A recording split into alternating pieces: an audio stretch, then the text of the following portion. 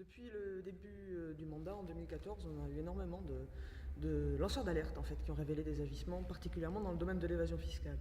Et ce qu'on voit, c'est que, contrairement à ce qu'on pourrait imaginer, ce ne sont pas les multinationales qui sont sur le banc des accusés, ce sont les personnes qui défendent l'intérêt général européen.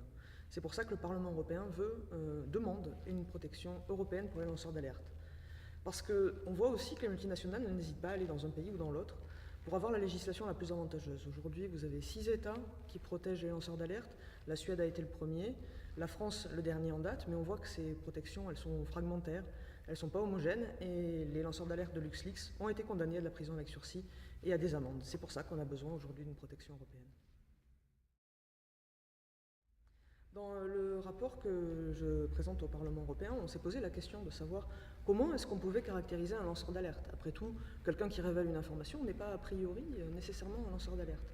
Ce qu'on a préféré faire, c'est se concentrer en fait sur l'information et sur les agissements qui sont en cause. En fait, si la personne révèle des agissements qui sont contraires à l'intérêt général, qui portent atteinte à l'environnement, à la santé publique, à la sécurité des consommateurs, tout agissement en fait qui porte préjudice aux Européens, à ce moment-là, à partir du moment où les informations sont avérées, cette personne doit être considérée comme un lanceur d'alerte.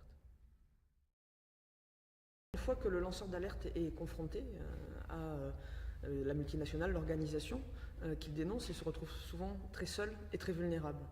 Et donc on considère qu'on doit lui apporter deux types de soutien. Le premier, c'est quand il est dans une relation professionnelle avec l'organisation, il doit être protégé. On doit éviter et punir tout ce qui va être représailles, licenciement, mutation d'office. Donc cette protection sur le volet social, elle est extrêmement importante. Et puis après, on sait qu'on a des pressions judiciaires, des poursuites qui vont viser à intimider le lanceur d'alerte et aussi dissuader de possibles futurs lanceurs d'alerte. C'est pour ça qu'on souhaite que le lanceur d'alerte bénéficie aussi d'une aide juridictionnelle et d'une aide financière s'il se retrouve sans ressources dans le cadre des procédures judiciaires. Tout ça, ça s'applique bien sûr aux lanceurs d'alerte qui sont résidents européens, mais on a des cas, on sait qu'on a des lanceurs d'alerte hors de l'Union européenne qui auraient voulu recevoir l'asile, je pense en particulier à Edward Snowden, et ça n'a pas été le cas. C'est pour ça que nous demandons qu'une possibilité renforcée d'asile pour les lanceurs d'alerte non européens soit dorénavant possible. Et puis un dernier point, on connaît le rôle essentiel des lanceurs d'alerte pour la liberté d'information, ce sont des sources essentielles pour les journalistes. Et alors que le secret des sources et la liberté d'information est garantie par la Convention européenne des droits de l'homme, on voit aujourd'hui que certains groupes politiques voudraient supprimer la protection des lanceurs d'alerte à partir du moment où ils s'adressent à la presse.